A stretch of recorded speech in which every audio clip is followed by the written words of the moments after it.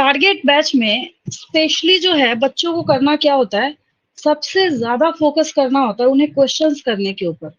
आपके पास कॉन्सेप्ट बहुत अच्छा है, लेकिन क्वेश्चन करते वक्त आप नेगेटिव मार्किंग ज्यादा टच करके आते हैं, तो सबसे बड़ी प्रॉब्लम है। तो आपको उससे बचने के लिए क्या करना पड़ेगा, चैप्टर को पहले आप कैसे करते थे, पहले आप समझते थे, फिर क्वेश्चन आंसर करते थे।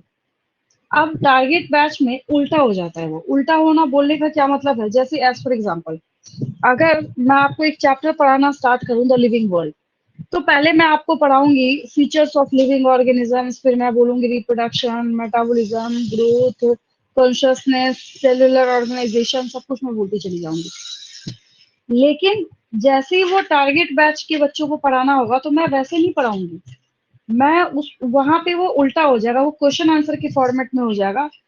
मेंशन द, या फिर वहां पे identify the basic features of living organisms, NEET के एग्जाम में हो जाएगा। यहाँ हम लोग कोशिश करेंगे ज्यादा से ज्यादा क्वेश्चंस को विदाउट ऑप्शंस करने की, तब जाके आप नेगेटिव मार्किंग को टच करने से बचेंगे। ठीक है, पहला कॉन्सेप्ट आपको समझ आया। बाकी जगह पे करते क्या है, बच्चा वैसे ही 11th 12th पढ़ के आया, अगर नहीं भी पढ़ के आया तो एक साल के अंदर पूरा 11th और पूरा 12th क्या करते हैं, एक्सप्लेन करना स्टार्ट कर देते हैं बच्चों को। एक्सप्लेनेशन तो वैसे ही सुन रखा है बच्चे ने, लेकिन हाँ वो फंस कहाँ रहा है, क्वेश्चन आंसर्स करने में बच्चे को दिक्कत आ रही है, वहां पे उसको परेशानी आ रही है। तो आपको अभी करना क्या है, तुरंत आपको एक क्लास के एंड होते होते तक आपको समझ आ जाएगा मैं क्या बोलना चाह रही हूँ। ठीक है, इसलिए आपको इसके लिए पैनिक होने की जरूरत नहीं है। और एक और चीज है, आपके क्लैरिटी के लिए मैं बता दूं, जितने क्वेश्चंस मैं आपको कराऊंगी, अगर आपने टोटल, हालांकि जो सिलेबस आपका रिड्यूस हुआ है उसके हिसाब से क्लास 11th में 19 चैप्टर्स हैं और क्लास 12th में 3 चैप्टर्स रिड्यूस होने के बाद 13 चैप्टर्स, लेकिन हम लोग जो है वो सारे ही चैप्टर्स करेंगे, क्योंकि जो वेबसाइट के ऊपर उसमें कोई भी रिलैक्सेशन नहीं दिख रहा है। जितने चैप्टर्स ऑलरेडी ओल्ड सिलेबस के अकॉर्डिंग 38 चैप्टर्स आपको करने थे, उतना ही है। कुछ छोटे मोटे, बहुत ही छोटे मोटे जो टॉपिक्स हैं उसमें से डिलीटेड है। ठीक है, तो हम लोग वही करेंगे। मैम तो एक्चुअली मेरा कुछ ये, कुछ न्यू बुक्स में वो चैप्टर्स ही डिलीटेड है। हाँ वही मैं बोल रही हूँ, जो न्यू बुक खरीदेंगे ना आप जाके, बिल्कुल रिसेंट वाली बुक अगर आप लेंगे तो वो चैप्टर्स नहीं है उसमें। लेकिन हम लोग किसके हिसाब से करेंगे, जो ओल्ड एनसीईआरटी है उसके अकॉर्डिंग करेंगे। रीजन ये है कि आपको तैयारी ऐसी करनी है कि आपका एक क्वेश्चन भी मिस नहीं हो। मेरी रिस्पॉन्सिबिलिटी ये है कि मेरे जितने भी क्वेश्चन यहाँ पे होंगे, आपको नीट के एग्जाम में उससे एक भी क्वेश्चन बाहर नहीं मिलेगा। ठीक है, क्लियर हो गया सबको? तो काफी बच्चों ने यहाँ पे रिप्लाई यस। करा है कि सेल चैप्टर जो है उसको स्टार्ट करना है, तो आपको तुरंत क्विक समझ आ जाएगा कि कैसे, बिल्कुल स्पीड के साथ। सबसे बड़ी चीज जो मैं आपको एक्सप्लेन करती हूँ, नीट क्या, वर्ल्ड के भी किसी एग्जाम में अगर आप बैठे ना, तो सबसे बड़ी चीज जो है वो आपको क्या चाहिए, वो समझिए ध्यान से। आपको चाहिए स्पीड प्लस एक्यूरेसी। अब समझिएगा ध्यान से। अब ये जो स्पीड प्लस एक्यूरेसी है ना, इसकी इंपॉर्टेंस बहुत ज्यादा है। आपका स्पीड बहुत अच्छा है क्वेश्चंस को करने का। अगर आपको बिठाया जाए तो आप 1 आवर के अंदर जो एमसीक्यू है, मतलब 60 मिनट्स में 60 क्वेश्चंस कर लेते हैं, लेकिन 60 क्वेश्चंस में से 20 सही और 40 रॉन्ग है, तो कोई फायदा नहीं है उसका। फिर आपका स्पीड जो है वो यूजलेस है। ठीक है, तो आपको क्या चाहिए, लेकिन अब आते हैं एक्यूरेसी के ऊपर। आपने क्वेश्चन को उठाया, आपने बोला वाह ये तो टफ क्वेश्चन है, लेकिन मैं ही सॉल्व करूंगा इसको। आप एक ही क्वेश्चन को पूरे टाइम तक सॉल्व करते रह गए, वो भी यूजलेस है। तो किसी भी एग्जाम को क्लियर करने के लिए जो सबसे बड़ा ब्रह्मास्त्र है वो ये है कि आपको एक बात दिमाग में बिठानी है कि आपको स्पीड के साथ साथ एक्यूरेसी चाहिए। तो ये कैसे होगा, ये होगा वैसे, सपोज कीजिए जैसे आज की क्लास में हम लोग 25 क्वेश्चंस करते हैं, मैं एक एग्जांपल ले रही हूँ। ठीक है, अगर आज की क्लास में आप 25 कर रहे हैं तो वो क्वेश्चन का नंबर बढ़ना चाहिए, 26, 27, ऐसे ऐसे ऐसे करके ना इंक्रीज होना चाहिए। ये नहीं कि एक ही चीज को पकड़ के बैठ गए, आप 25 है तो 10 क्वेश्चन कर रहे हैं, 5 क्वेश्चन कर रहे हैं। और दूसरी चीज ये है कि जब क्वेश्चन आंसर के फॉर्मेट में मैं आपको वो चैप्टर करा रही हूँ, फिर आप जब एनसीईआरटी बुक टर्न करके देखेंगे तो आपको कौन सी चीज दिखेगी, कि आपका एक एक टॉपिक जो है वो क्वेश्चन आंसर के अंदर मैंने कवर करा रखा है। ठीक है, आपको मेरी बात समझ आई?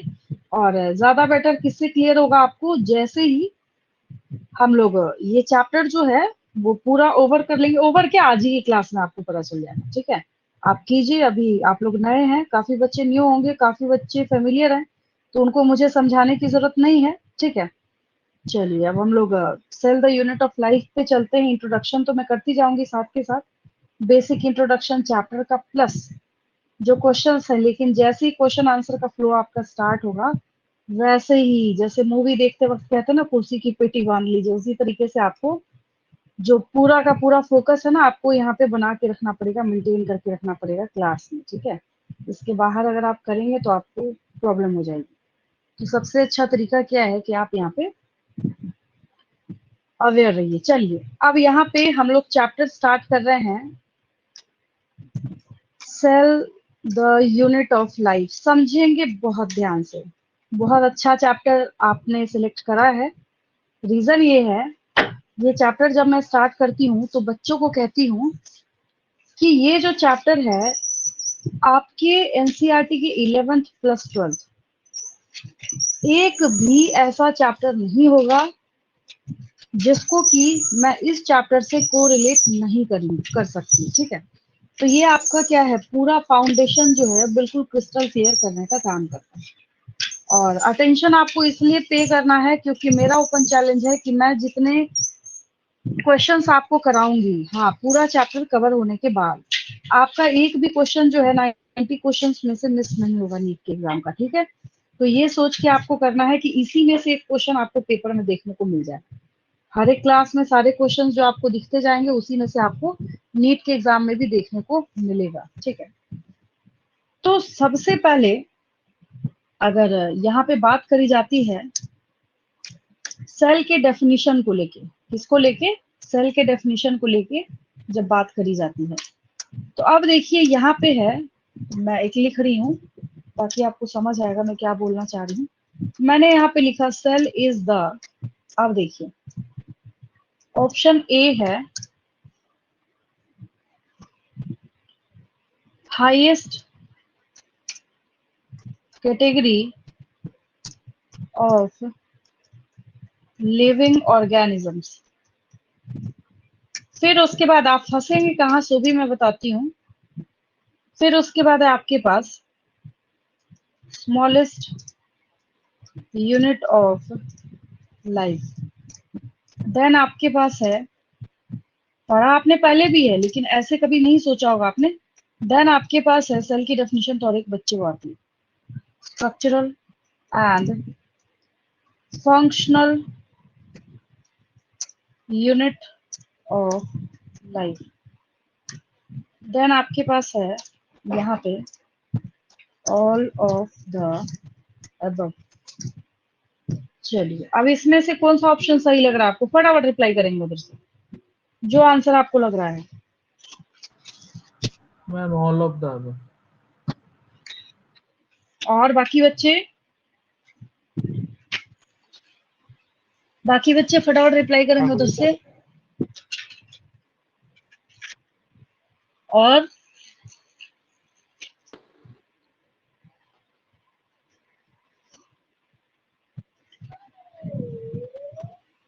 बाकी बच्चों को नहीं आंसर करना। अच्छा, धीरे धीरे आपको समझ आ जाएगा। चलिए अब यहाँ एक्सप्लेनेशन देखिए, फास्ट समझेंगे मेरी बात को, मैं क्या बोलना चाह रही हूँ। आपने अभी तक जो सीख रखा है वो क्या सीखा है कि आप अगर सेल को ऑर्गेनाइज करते हैं तो टिश्यूज फॉर्म होते हैं, राइट? टिश्यूज को यस। ऑर्गेनाइज करते हैं तो ऑर्गन, ऑर्गन को ऑर्गेनाइज करते हैं तो ऑर्गन सिस्टम, ऑर्गेनिज्म। और देन ऑर्गन सिस्टम को ऑर्गेनिज्म। कंप्राइज करके, हाँ, ऑर्गेनिज्म या इंडिविजुअल को आप वहां पे फॉर्म करते हैं। ठीक है, अब जो आपने आंसर करा है किया है, तो ऐसा नहीं है नेक्स्ट क्लास से हर एक बच्चा आंसर करेगा। मैंने पहले ही बोला कि आप मेरी क्लास में सांस भी नहीं ले पाएंगे, आपको पूरा फुल टाइम जो है वो यहाँ पे अटेंशन पे करना पड़ेगा। चलिए देखिए मैंने क्या बोला, चैप्टर आपने पहले भी करा है लेकिन ऐसे आपने नहीं किया। बहुत ही आसान सा इजी सा चैप्टर है, लेकिन नीट के एग्जाम का काम ही यही है कि आपको छोटे छोटे टॉपिक्स में घुमाना। इस साल का क्वेश्चन पेपर या किसी भी ईयर का क्वेश्चन पेपर उठा के देख लेंगे, आपको समझ आ जाएगा। पहले ये चैप्टर होने दीजिए, फिर मैं सेल के सारे आपको क्वेश्चन नीट के एग्जाम के कराती हूँ, ठीक है। और ये भी नीट ही का क्वेश्चन है जो आप स्क्रीन के ऊपर देख रहे हैं। चलिए, तो अगर हम इसको उल्टा करते हैं, हम इसको उल्टा भी कर सकते हैं। नीचे सेल लिखे हैं, फिर टिश्यूज लिखे हैं, फिर ऑर्गन लिखे हैं, फिर ऑर्गन सिस्टम लिखे हैं, फिर ऑर्गेनिज्म और इंडिविजुअल लिखे हैं। लेकिन जो भी है, यहाँ से आपको इतनी बात क्लियर है कि हाँ भाई, cell is the smallest unit of life, ये ठीक है। अब आगे सुनिए और स्टोरी में ट्विस्ट क्या है। अभी मैंने ऑप्शन ए लिखा, highest category of living organism. Highest category of living organisms बोलने का मतलब है कि आपको ऑर्गन सिस्टम की तरफ इशारा किया जा रहा है, तो the option A is wrong. फिर जब हम यहाँ पे डी के ऊपर आते हैं, तो डी के ऊपर जब आते हैं, तो क्योंकि ऑल ऑफ द अबव के अंदर आपका ऑप्शन ए भी छुपा हुआ है, तो ऑप्शन डी भी रॉन्ग हो जाएगा, ठीक है। अब यहाँ पे बच गया हमारे पास दो option, that is option B smallest unit of life and option C is structural and functional unit of life, ठीक है। तो जैसे ही दोनों ऑप्शन को आप एनालाइज करना स्टार्ट करते हैं, तो स्मॉलेस्ट यूनिट ऑफ लाइफ ठीक है, लेकिन कहीं भी लाइफ को ओरिजिनेट करने के लिए, अभी अभी तो मैंने बोला कि सेल्स को आप ऑर्गेनाइज करेंगे तो टिश्यू फॉर्म होगा, टिश्यू से ऑर्गन, ऑर्गन से ऑर्गन सिस्टम से इंडिविजुअल, राइट। तो बिल्कुल एग्जैक्ट और करेक्ट आंसर यहाँ पे क्या हो जाएगा, स्ट्रक्चरल मैम वही तो and functional unit of life, ठीक है। Unit of life. हाँ, structural and functional ma'am unit इसमें ऑफ तो लाइफ सी और डी दोनों ही करेक्ट है। है, लेकिन नीट के एग्जाम में क्या है, the nearest answer is right. ऐसे में आपको बहुत सारे, एक दो नहीं, मैं आपको काउंटलेस क्वेश्चंस बताऊंगी जहां पे दो ऑप्शन क्या, चारों सही होगा। चारों सही होने के बाद भी उसमें से एक ही ऑप्शन जो है वो सही होता है, ठीक है। समझ आ गया? समझ आया सबको? एक्सप्लेनेशन समझ आया? Yes ma'am. चलिए, यस मैम। तो मैं यहाँ पे आंसर जो है वो मार्क कर देती हूँ, सी लिख देती हूँ, क्यों हम लोग आगे टाइम वेस्ट करें। सी ऑप्शन आपके पास ऊपर लिखा हुआ है, कॉपी में जब करेंगे तो वहां से इसको लिख लेंगे पूरा, ठीक है। What is the C option, क्योंकि जितना ज्यादा आप लिखेंगे उतना ज्यादा आप सीखेंगे, ठीक है। चलिए, ये क्वेश्चन नंबर 1 था, स्क्रीनशॉट लेंगे, मैं आगे बढ़ रही हूँ। तो आपका जो चैप्टर है cell the unit of life, उसमें से मैंने आपको मात्र क्या क्लियर करा है, व्हाट इज अ सेल। एक पैरा जो आपका 8.1 है वो मैंने आपको एक क्वेश्चन से क्लियर करा है। चलिए, क्वेश्चन 2 की यहाँ पे बारी आती है। फिर जब किसी बच्चे को नहीं बोलना, उधर से माइक म्यूट करेंगे, माइक म्यूट करेंगे उधर से। क्वेश्चन 2 की बारी आती है यहाँ पे।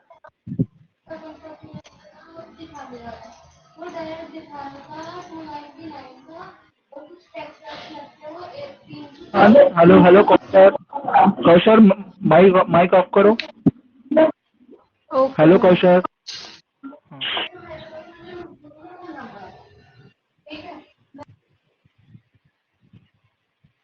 चलिए, सेकंड क्वेश्चन है यहाँ पे। सेकंड क्वेश्चन के बारे में जब हम लोग बात करते हैं, ये तो आप सुनते के साथ फटाफट हर एक बच्चा आंसर करेगा। एक क्वेश्चन है यहाँ पे, हु डिस्कवर्ड सेल। चलिए फटाफट बोलिए, आंसर क्या होगा विदाउट रॉबर्ट ऑप्शन। हुक। चलिए, वेरी गुड, आंसर है रॉबर्ट हुक। आपको ऑप्शन क्या क्या मिलेगा पता है? हाँ, ऑप्शन इसलिए लिखना पड़ेगा क्योंकि हम लोग 3-4 आगे के क्वेश्चंस में यही सारे सेम ऑप्शंस कैरी करने वाले हैं, ठीक है। तो ऑप्शन ए मैंने यहाँ पे लिखा रॉबर्ट हुक, जो कि सही आंसर है। देन मैंने लिखा यहाँ पे रॉबर्ट ब्राउन। देन मैंने लिखा यहाँ पे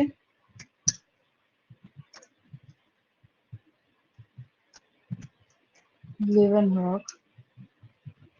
देन मैंने यहाँ पे लिखा फॉर्किंजे, ठीक है। ये 4 मैंने ऑप्शंस लिखे हैं। तो इस क्वेश्चन के आंसर में बहुत ही आसान और इजी सा क्वेश्चन है। इससे क्या होगा, आप याद करना सीखेंगे, याद करने की आदत लग जाएगी आपको। यहाँ पे आंसर हो गया हमारे पास रॉबर्ट हुक। चलिए, हो गया ये। अब क्वेश्चन नंबर 2 हो गया। अब देखिए 3 हम लोग करने वाले हैं। 3 देखिए थोड़ा सा चेंज करूंगी मैं। चलिए इस पेज का स्क्रीनशॉट लीजिए, आगे बढ़ रही हूँ मैं। Yes, third ma'am. Question third question जो है बहुत ही थोड़ा सा मैं चेंज करूंगी यहाँ पे। जो हु डिस्कवर्ड सेल है ना, मैं यहाँ पे कर दूंगी लाइव सेल। चलिए आप बताइए आंसर, आप बोलिए आंसर। Ma'am, given होगा. हाँ ठीक है, वेरी गुड। तब आपके पास आंसर क्या हो जाएगा? Option C. लिवन हॉक। याद हुआ सारे बच्चों को? साथ के साथ याद भी करते चलेंगे, ठीक है। आंसर क्या है इसका? एंटोन वॉन लीवेनहॉक है, ठीक है। पूरा लिखना चाहते हैं लिख लीजिए, कोई दिक्कत नहीं। कहीं कहीं पे एंटोनी भी लिखा हो, कहीं पे एंटोन वॉन लीवेनहॉक। तो सी ऑप्शन जो है वो सही है आपके लिए।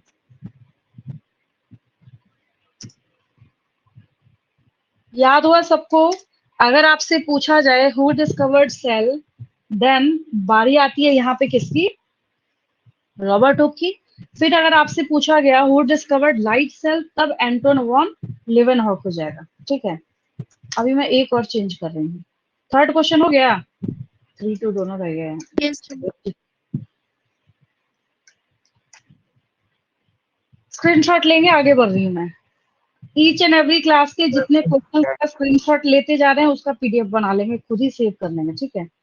30 सेकेंड्स का काम है। चलिए हो गया ये। फोर्थ क्वेश्चन देखिए। Yes, ma'am.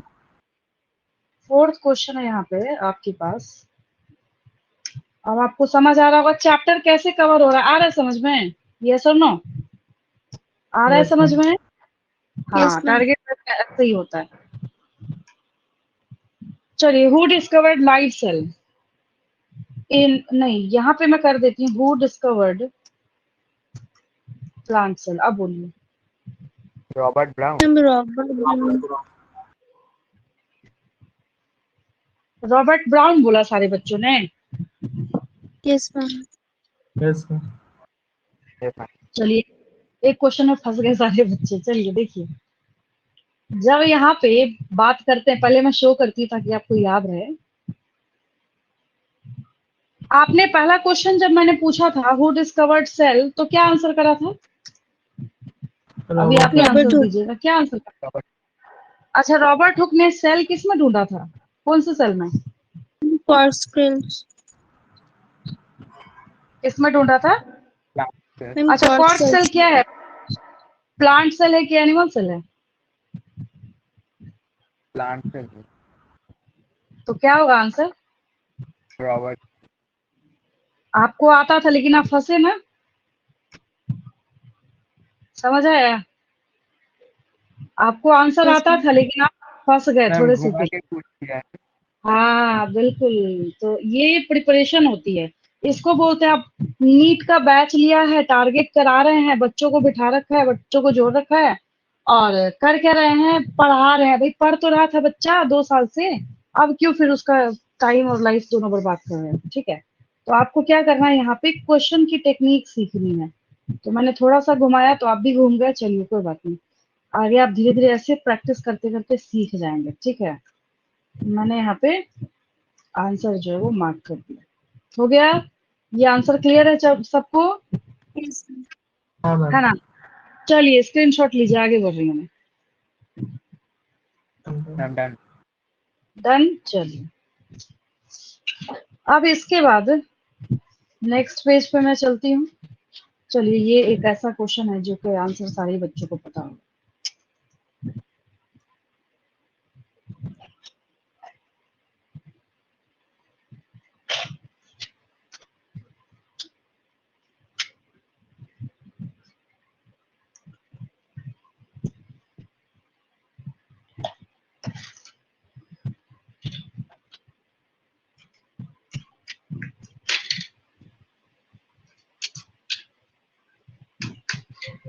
अगर मैं आपके पास जो क्वेश्चन अवेलेबल है, ये आप जानते हैं, ये सारे बच्चे जानते हैं।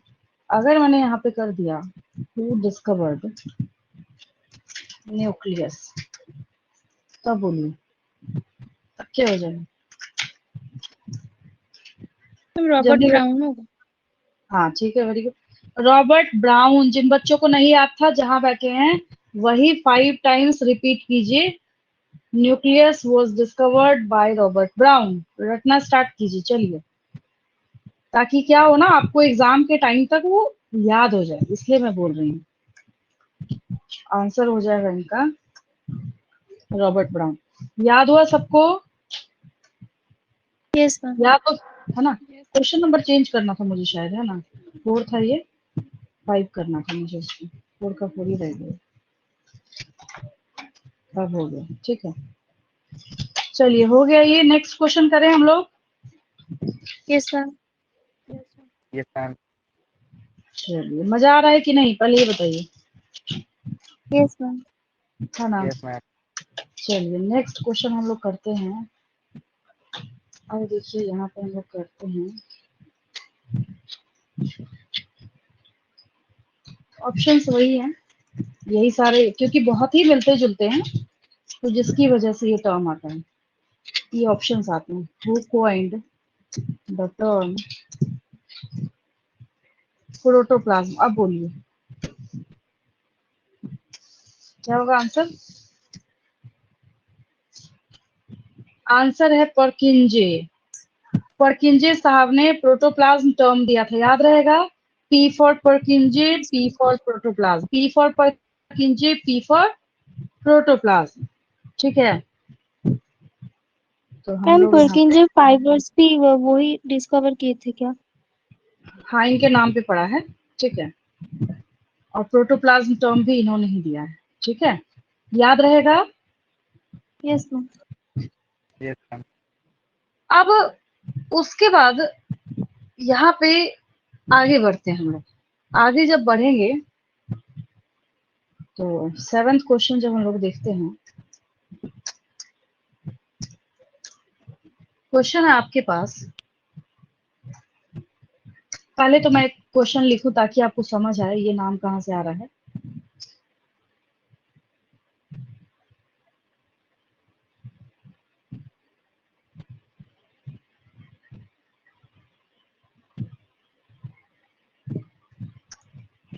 Who proposed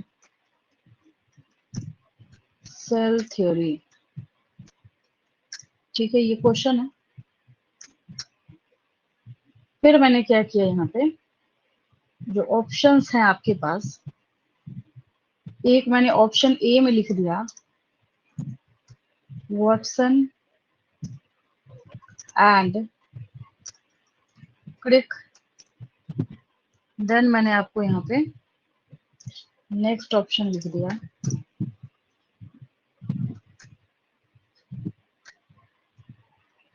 शेल्डन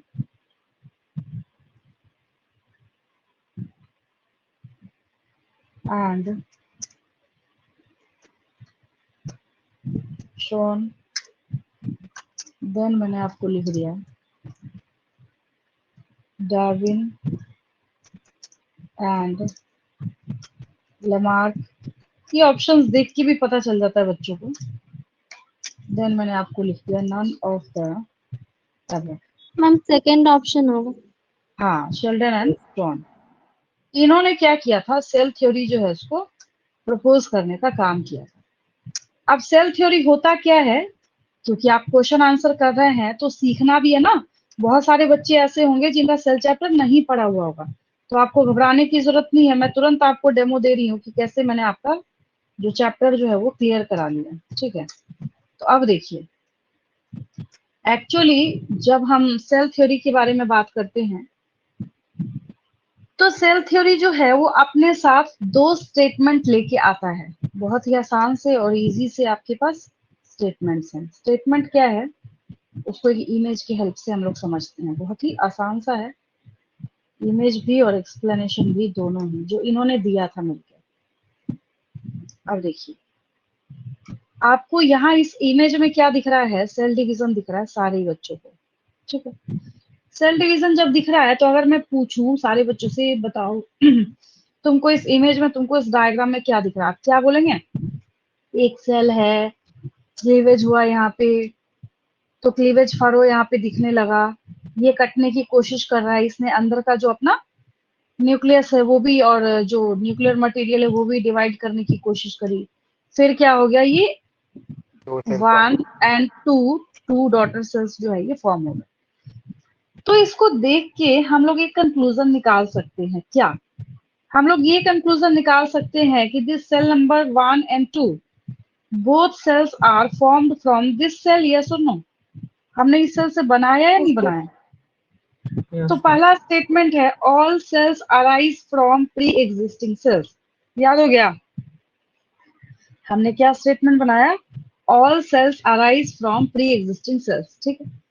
अब द लिविंग वर्ल्ड चैप्टर का एक स्टेटमेंट मैं याद दिलाती हूँ आपको। वहां पे स्टेटमेंट एक दिया गया है कि जो यूनिसेलुलर ऑर्गेनिजम्स हैं उसमें सेल डिवीजन ही रिप्रोडक्शन है या रिप्रोडक्शन को हम सेल डिवीजन बोले, इसमें बहुत कंफ्यूजन है। अगर मान लेते हैं कि ये अमीबा है और उसने बाइनरी फिजन करके अपने आप को 2 में डिवाइड कर लिया, तो अगर हम उसको सेल डिवीजन मानते हैं तो मानिए, और अगर आप उसको रिप्रोडक्शन मानते हैं तो लो बढ़ा लिया उसने अपना नंबर, है ना? तो वहां से भी एक स्टेटमेंट हमारे पास क्या बनता है, या मल्टी सेलुलर बिहेवियर ऑर्गेनिजम्स आपकी बॉडी है, तो हम क्या बोलेंगे? Your body is composed of cells. हाँ, यस और नो? आपकी बॉडी सेल से मिलके बनी हुई है, कोई दिक्कत है? ठीक है। या फिर हम ऐसा बोलें कि cells are product of cells, ये भी ठीक है। ठीक है, तो सेल थ्योरी, हाँ सेल थ्योरी के बड़े बड़े लेंदी जो ऑप्शंस है वो लिख के आपको घुमाया जाएगा। सो बात भी मैं आपको बता देती हूँ, ठीक है। तो यहाँ पे सेल थ्योरी जो है, जो शेल्डन एंड शॉन ने प्रपोज किया था, वो यही बोलना चाहते थे। स्टेटमेंट नंबर 1 है, अभी आपको अगर नीट के एग्जाम में इस रिगार्डिंग क्वेश्चन पूछा जाएगा तो देखिए ऐसे आएगा क्वेश्चन आपको। पहले इस बहाने तो आप सीख भी लेंगे। ऑप्शंस भले ही मैं आपको लिख दूं यहाँ पे, जो बच्चे नए हैं या जिन बच्चों के लिए नया है उनके लिए अच्छी बात है कि आप साथ के साथ याद भी करते जा रहे हो। इस क्वेश्चन का नंबर क्या है एक बार देखेंगे? 8 नंबर होगा। मैम 8 होगा। 8 होगा, अच्छा ठीक है, इसको मैं 8 कर देती हूँ। चलिए अच्छी बात है, आप लोग क्वेश्चन नंबर जो है वो नोट करते जा रहे हैं, ठीक है, वेरी गुड। क्वेश्चन नंबर जो है वो लिखते जाएंगे, क्योंकि लास्ट में जो जितने भी बच्चे कर रहे हैं मैम ईच, ये और जो वाला बच्चा 8 नया होगा, ये वाला 7 होगा, इसके है, बाद वाला 8 होगा। अच्छा ये 7 है, अच्छा ठीक है, मैं इसको करेक्ट कर लूंगी बाद में, ठीक है। इसको हम लोग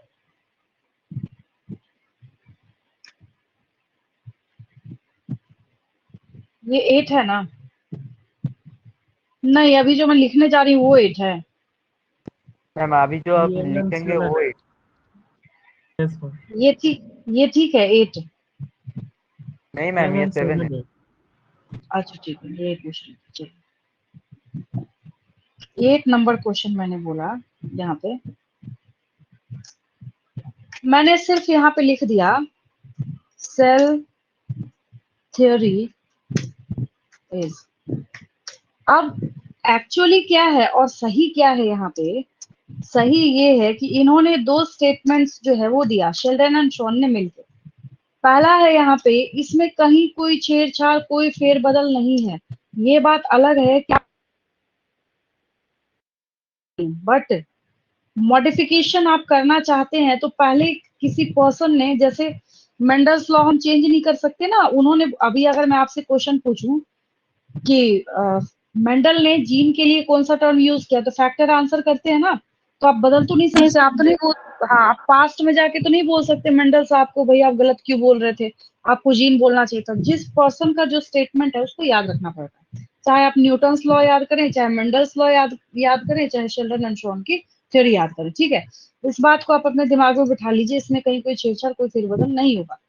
तो पहला स्टेटमेंट जो मैंने आपको सिखाया और आपको याद हो गया, all living organisms are composed of cells, ठीक है। हर लिविंग ऑर्गेनिज्म जो इस पूरे नेचर में है, पूरे वर्ल्ड में है, वो सेल का बना हुआ है। अब यहाँ पे दूसरा जो है, तो दूसरा मैं लिखने की बजाय मैं यहाँ पे क्या कर रही हूँ, एंड कर दे रही हूँ, एंड ऑल सेल्स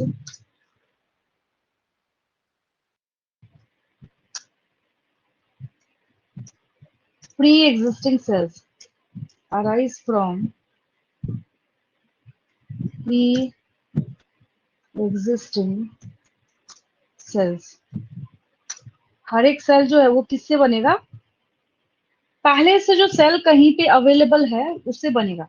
एक्चुअली आपका ये पॉइंट ए है, यहाँ से लेके यहाँ तक पॉइंट ए है, ये दिस वन, और जो एंड के बाद है वो ब्रेक हो जाएगा, वो पॉइंट बी है। बट नीट के एग्जाम में थोड़ी आपको पॉइंट ए का भी 1 2, बी का भी 1 2, वो क्या करेगा, वो जानबूझ के एक ही ऑप्शन में आपको ज्यादा लेंदी ऑप्शन जो है वो बना दिया जाता है, ठीक है। अब इस ऑप्शन में आपको चेंज करा जाएगा क्या। पहले मैंने यहाँ पे लिखा all living organisms are composed of cells. अब देखिए कैसे फटाफट यहाँ पे ऑप्शन जो है वो आपका चेंज होगा। मैंने क्या किया, इसको एक मैं डेमो के तौर पे मात्र एक दूसरा ऑप्शन लिख के आपको दिखा रही हूँ, बी ऑप्शन। तो मैंने यहाँ पे कर दिया, ये रहा आपका बी ऑप्शन। अब मैं यहाँ पे थोड़ा सा चेंज करूंगी, मैं यहाँ पे कर दूंगी tissues and all cells arise from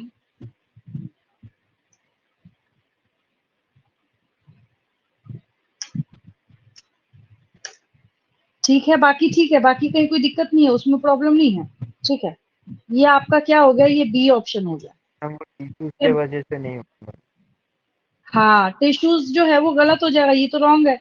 फिर मैंने क्या किया, अब जो आपका नेक्स्ट ऑप्शन है सी, क्योंकि आपको वहां पे यही चीज देखना है कि आप मिस्टेक से ज्यादा बचे।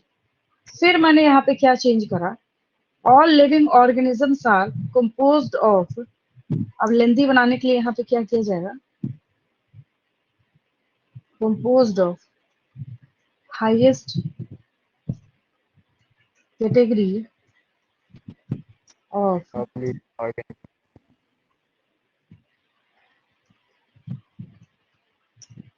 Living system. ये तो ऑर्गन है, गलत है। हाँ हाँ ठीक है, समझ रहे हैं। तो यहाँ पे आपको बस जो है वो शफलिंग जानबूझकर करी जाती है ताकि बच्चा जो इसमें कंफ्यूज हो जाए। तो आपको यहाँ पे ध्यान रखना पड़ेगा, ठीक है। डी ऑप्शन में नहीं लिख रही, डायरेक्ट जो है हम लोग यहाँ पे आंसर लिख रहे हैं। फर्स्ट ही होगा। हाँ, ये तो पहले मैंने सिखा रखा है। बाकी जिन बच्चों के लिए ये सेल चैप्टर नया है, याद हुआ सबको, ये दो यहाँ पे है स्टेटमेंट आपके पास, मैं नेक्स्ट पेज पे अलग से सेल थ्योरी करके मार्क कर देती हूँ यहाँ पे, ठीक है। ये रहा और ये रहा आपका ऑप्शन। चलिए, ये आपने किया क्वेश्चन नंबर 8। फिर हम लोग बात करेंगे, थोड़ा मैं छोटा करती हूँ, इसको मिनिमाइज करती हूँ।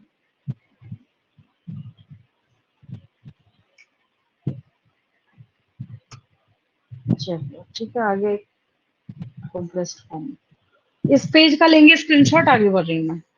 हो गया। Yes, ma'am. मैं हाँ मैंने क्या बोला, जिन बच्चों के लिए बिल्कुल न्यू है, मैंने क्या सिखाया, मैंने बस इतनी सी बात सिखाई कि अगर कोई आपसे बोलता है कि काम करो, यहाँ पे ऐसे एक्सप्लेनेशन करके लिख देती हूँ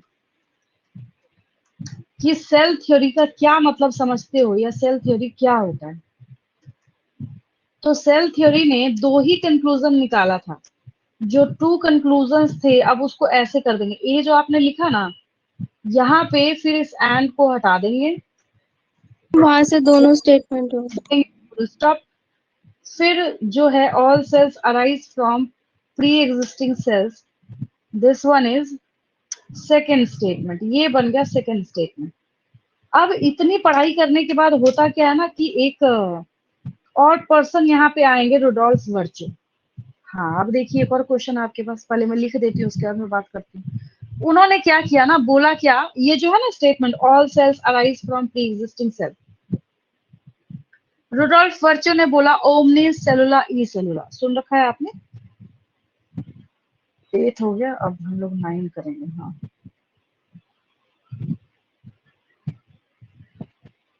9 नंबर का क्वेश्चन है यहाँ पे। ओमनीज सेलुला मतलब ना कंपार्टमेंट होता है, ठीक है, जिसकी वजह से रॉबर्ट हुक ने क्या किया था, इसका नाम सेल रख दिया था। फिर एक हाइफन आता है, फिर ई आता है, स्मॉल ई, फिर सेलुला, CELLULA, ओमनी सेलुला ई सेलुला, ठीक है। अगर इसको ऐसे हम क्लोज कर दें,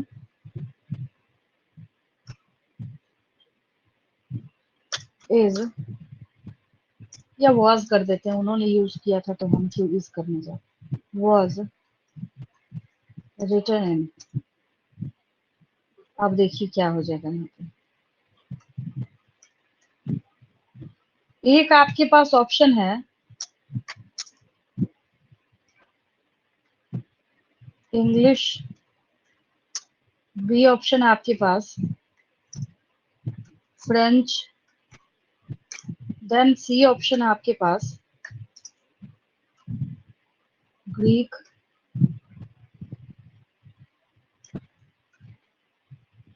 डी ऑप्शन है आपके पास लैटिन। तो ये जो ओमनिस, हाँ, ओमनिस सेलुला ई सेलुला जो है ना, ये लैटिन में लिखा है इन्होंने, ठीक है, इसको लैटिन में बोला गया है। और एक्चुअली जो सेलुला सेलुला सेलुला जो रॉबर्ट हुक यूज कर रहे थे ना, वो भी लैटिन ही वर्ड है, उसको भी याद रखें अगर मान लीजिए इसकी वजह वो पूछ लिया जाए, ठीक है, तो याद रखेंगे। और इवन की जो बायोलॉजिकल और साइंटिफिक नेम तक है तो सबसे ज्यादा लैटिन में, थोड़ा बहुत ग्रीक में हम लोग उसको यूज करते हैं, क्योंकि ये दोनों के दोनों जो है ना, ये डेड लैंग्वेज माने जाते हैं, जिसकी वजह से हम लोग इसका इस्तेमाल करते हैं। बहुत ज्यादा चेंज की गुंजाइश जो है इसमें नहीं रहती है, जिसकी वजह से इसका यूज करा जाता है, ठीक है। तो इसका आंसर जो है दैट इज लैटिन। तो पहले तो आपको ये बात समझ आई कि क्या मतलब है इसका। तो ओमनी सेलुला ई सेलुला का मतलब है कि all cells arise from pre existing cells. अब देखिए, अब मैं क्या करती हूँ, इस क्वेश्चन को और बदलती हूँ, जो कि नीट का फेवरेट क्वेश्चन है, जैसे पूछा जाता है। देखिए, ये रहा आपके पास, मैंने इस पेज पे लिखा था आपको ओमनी सेलुला ई सेलुला, ये रहा। अब ये जो ओमनी सेलुला ई सेलुला है यहाँ तक, इसके लिए मैंने यहाँ पे क्वेश्चन बना दिया कि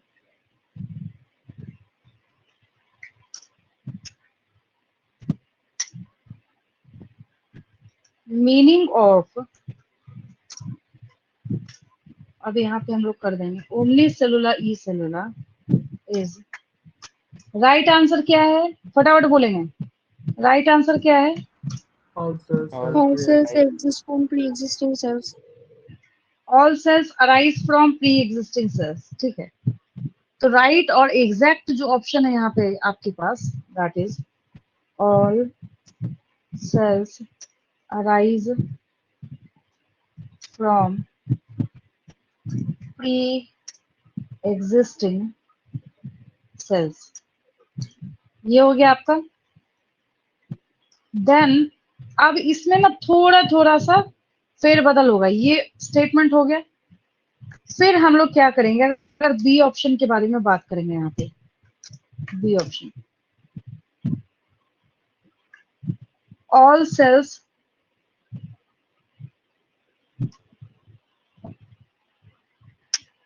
आर composed ऑफ सेल्स, बिल्कुल मिलता जुलता ऑप्शन, बिल्कुल। और सारे स्टेटमेंट सही है, जो आप उस टाइम बोल रहे थे ना कि मैम ये भी सही है, ये भी सही है, ऊपर वाला भी सही है, नीचे all cells are composed of cells, all living organisms are. फिर मैंने यहाँ पे लिख दिया नेक्स्ट ऑप्शन, क्या कर दिया, सब देखने में आपको बिल्कुल मिलता जुलता लगेगा, उसमें से आपको क्या करना है, थोड़ा सा आपको चेंज जो है वो देखने को मिलेगा। फिर मैंने यहाँ पे लिख दिया all organisms are composed of cells, और डी ऑप्शन जो बच्चों का फेवरेट होता है ना, बच्चों का फेवरेट होता है ऑल ऑफ द अबव। समझ मैम आया? फर्स्ट वन ही मोस्ट अप्रोप्रिएट है। हाँ बिल्कुल भाई, ठीक है, all organisms are composed of cells, हमें क्या करना है, हमें मैम इसका बस मतलब पूछा जा, वो नहीं। हाँ हाँ, बस पूछा ही जा रहा है meaning of omnis cellula e cellula is. तो जब ये पूछ रहा है तो हम क्या करेंगे, हम वही लिखेंगे, हमें क्या मतलब है उससे, हमें जो पूछा जा रहा है हम वही लिखेंगे। तो हमारे लिए जो राइट ऑप्शन है दैट इज ऑप्शन ए, तो हम लोग इसी को आंसर लिखेंगे।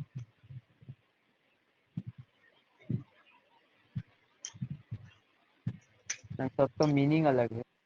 हाँ हाँ ठीक है, ये जो है एग्जैक्ट आंसर है, तो हम लोग इसी को आंसर करेंगे। हो गया ये। Yes ma'am. अब देखिए सिर्फ क्या रह गया, रह ये गया कि हमने इनका नाम नहीं लिखा रुडोल्फ वर्चियो साहब का, उनका नाम भी लिख लेते हैं जब इतनी मेहनत करी है आपने तो।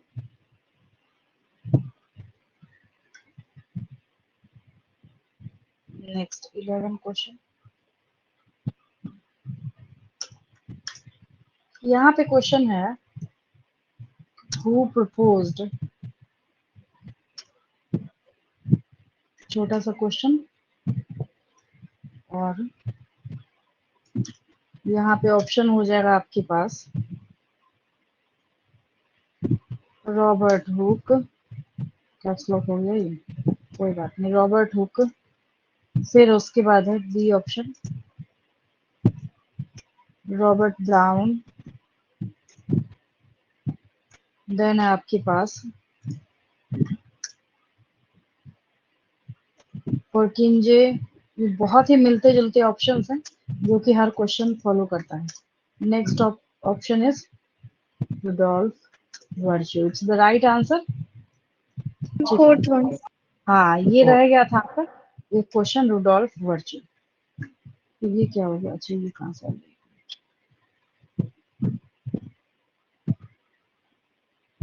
सी ऑप्शन मैंने लिखा था परकिंजे, डी ऑप्शन मैंने लिखा था रुडोल्फ वर्च्यू। चलिए इसको कॉपी करना था, कुछ और ही कॉपी पेस्ट हो गया।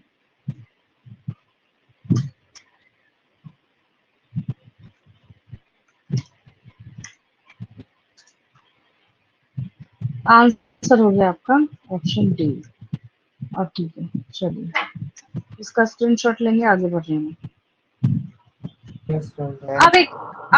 अब एक चीज ध्यान देंगे जो मैं बोल रही हूँ, ठीक है? जितने बच्चे बैठे हैं, पहली वार्निंग तो ये है कि मेरी क्लास में एनसीईआरटी बुक लेके बैठे हैं। अब फटाफट सुनिए ध्यान से। आपके बुक में पेज नंबर, जिन बच्चों के पास न्यू बुक होगी उसमें पेज नंबर चेंज होगा, बिल्कुल न्यू। जिन बच्चों की बुक में 19 चैप्टर्स हैं उसमें पेज नंबर चेंज होगा। जिन बच्चों की बुक में 22 चैप्टर्स हैं उसकी बात मैं कर रही हूँ, पेज नंबर 125 और पेज नंबर 126 का फर्स्ट पैरा देखिए, मैंने क्लियर करा दिया। जल्दी देखेंगे, फटाफट देखिए, 30 सेकंड लगेगा आपको, क्योंकि पहले से आपका एक बार पढ़ा हुआ है। मैंने इतनी एक्सप्लेनेशन के बाद ये देखिए मैंने आपको करा दिया, याद हो गया एक टर्म। और जिन बच्चों को नहीं मतलब जिनके पास न्यू बुक है उनको मैंने इंट्रोडक्शन पैरा 8.1 पैरा 8.2 मैंने क्लियर करा दिया। समझ आया? चेक कर लीजिए एक बार, अगर कहीं कुछ रिमेनिंग हो गया होगा तो पूछेंगे मेरे से, तब फिर आगे बढ़ते हैं हम लोग।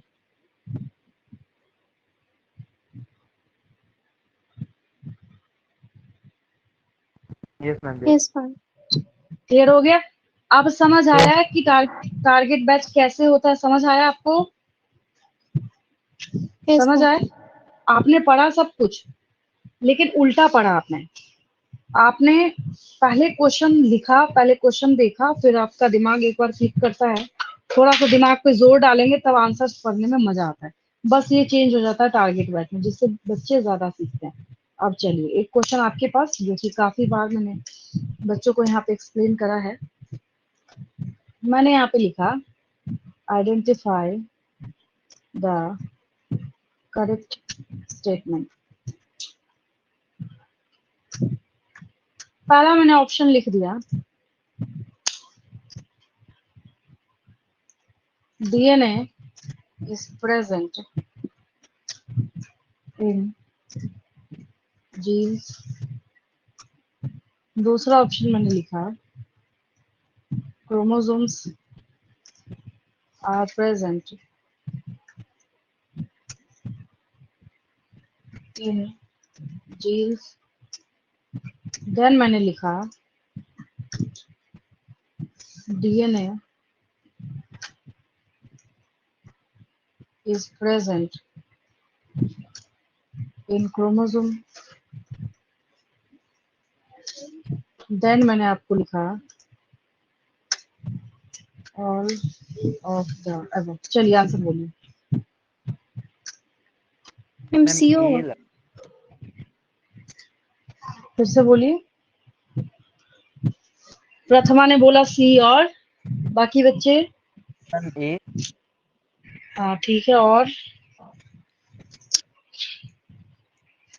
और भी कुछ लग रहा है किसी को? Ma'am D. डी और D all of the above नहीं। चलिए और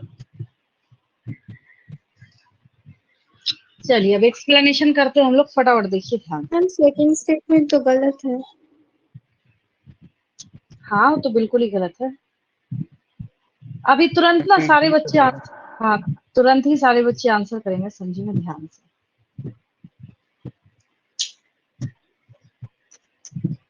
एक आप इमेज देखेंगे ना तो हैं?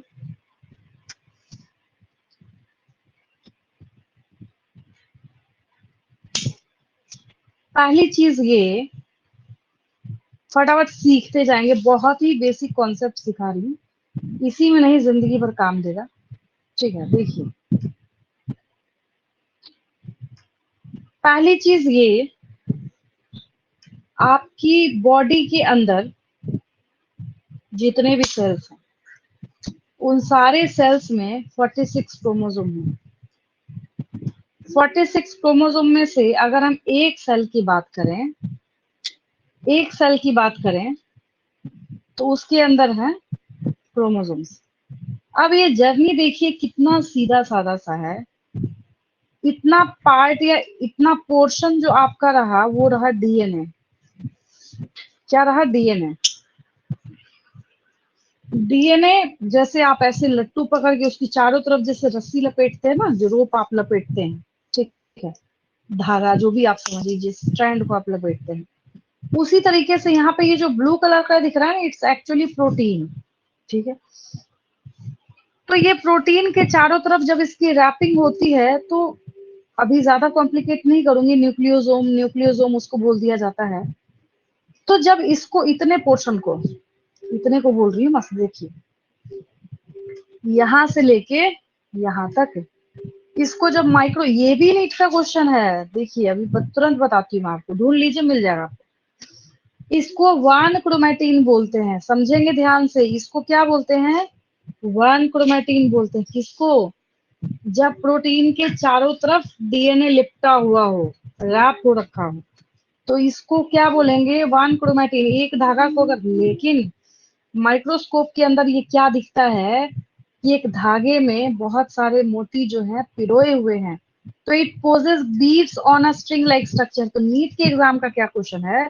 विच ऑफ द फॉलोइंग पोजेस, एक और क्वेश्चन कर ही लीजिए, देखिए बहुत ही बढ़िया क्वेश्चन है, बहुत बढ़िया क्वेश्चन, छोटे छोटे ऑप्शंस हैं लेकिन बहुत ही अच्छा क्वेश्चन है। विच ऑफ द फॉलोइंग, जिस बच्चे को नहीं आता वो तुक्का ही मारेगा और कुछ नहीं कर सकता। Which of the following possesses, अब यहाँ पे हो जाएगा beads on a string like structure, beads on a string like structure, ये सब आप लोग लगा लीजिएगा ऐसे, डबल इन्वर्टेड कॉमा के अंदर कर लीजिएगा, ये रहा क्वेश्चन मार्क। ठीक है, option A chromosome, option B सारे खतरनाक options, option B is DNA, option C is chromatin, option D is gene. कितना बढ़िया। क्रोमैटिन। हाँ वन क्रोमैटिन, इसमें 99% बच्चे क्रोमोसोम या डीएनए के ऊपर, 99 को हाफ हाफ कर लीजिए, आधे बच्चे क्रोमोसोम आधे बच्चे डीएनए मार्क करते हैं। 1% सभी तो सही लग रहा है।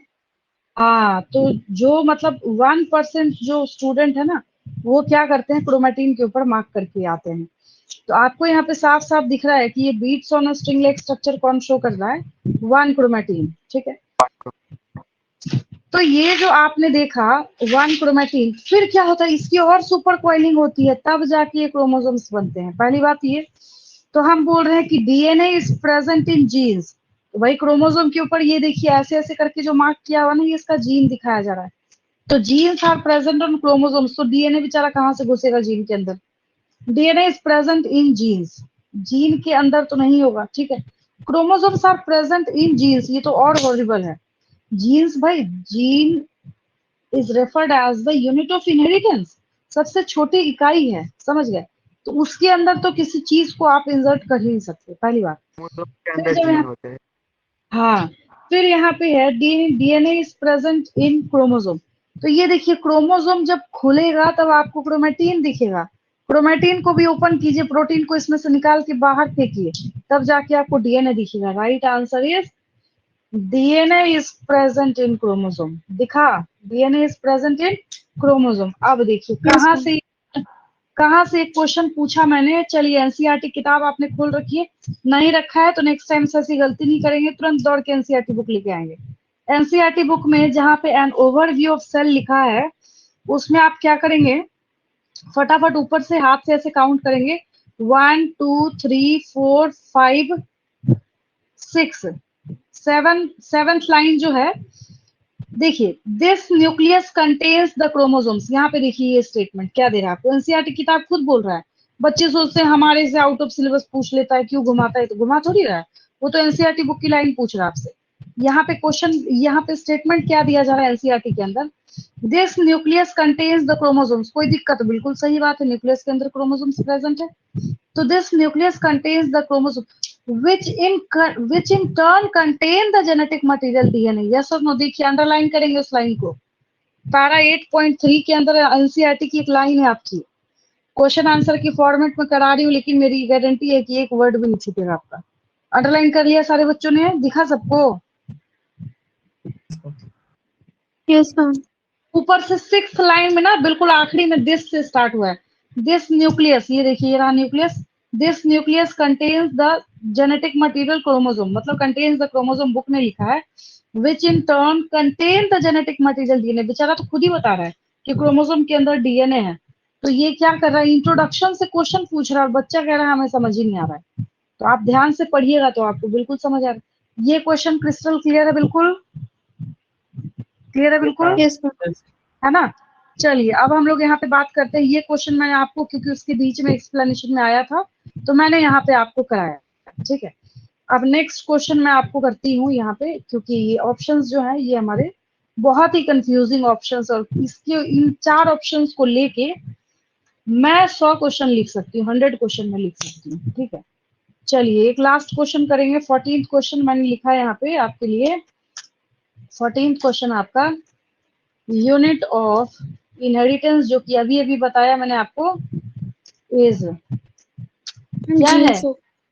हाँ, very good. Unit of inheritance is gene. Answer is gene. बच्चे किसको टिक करते हैं? डीएनए को। किसको करते हैं?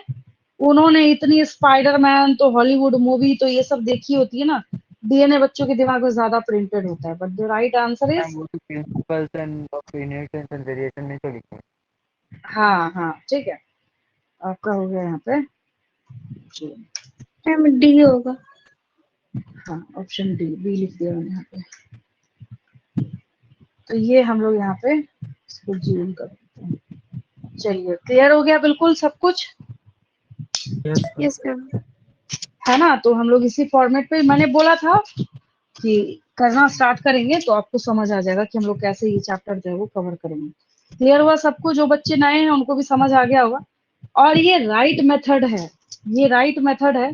बहुत सारे बच्चे जो कोटा गए, बहुत सारे बच्चे, एक गर्ल की हिस्ट्री में आपको बता रही हूँ, मतलब 90+ मार्क्स थे उसके 12th में, बहुत ही रिप्यूटेड इंस्टीट्यूट में गई कोटा। हॉस्टल फीस 14,000 मंथली, ठीक है, 14,000 1 मंथ का हॉस्टल फी पे कर रही थी वो। और उसके बाद क्या हो रहा है, अब रिटर्न होके वापस आ रही है। और फोन पे मुझे, मेरे, जब मैंने शुरू में बोला कि इसको थॉरोली जो है ऐसे करके तैयार करा कर लो, तब हम क्यों फोर्स करें किसी बच्चे को, बच्चे की मर्जी है। अब वापस रिटर्न होके आ रही है और कह रही मैम मुझे ना एनसीईआरटी लाइन बाय लाइन तैयार करा दीजिए। तो भाई क्यों टाइम वेस्ट करा? टाइम के साथ उसका ना कैलकुलेट कर लीजिए कि हॉस्टल की फीस लाखों में, प्लस उसका जो अकोमोडेशन है वो भी लाखों में, खुद कितना पैसा वेस्ट करा उसने। तो पैसा खर्च करने से अगर नॉलेज हो जाता ना, तो फिर हर बंदा क्या होता, जो बहुत रिच होता ना, सब के सब डॉक्टर बन जाते। ऐसा नहीं है। बार बार मैं एक बात बच्चों को रिपीट करती हूँ, कहती हूँ कि अगर चाय बहुत अच्छी बनी हो ना तो आपको कुल्हड़ में भी अच्छी लगेगी। मिट्टी का जो कुल्हड़ होता है ना, सस्ता सा, उसमें भी अच्छा लगेगा। अगर आप खराब बनाएंगे ना तो सोने के कप में भी अच्छी नहीं लगेगी आपको। तो आपको सिर्फ कॉन्सेप्ट के ऊपर फोकस करना है और कुछ नहीं देखना। आपको कॉन्सेप्ट पूरा करके जाइए, आपको लाख कंफ्यूज किया जाए, आपको राइट आंसर आएगा। ठीक है, चलिए लीव करूं मैं। Thank you ma'am. Thank you. चलिए। Hello hello hello hello ma'am. अच्छा, आज 11 PM को जो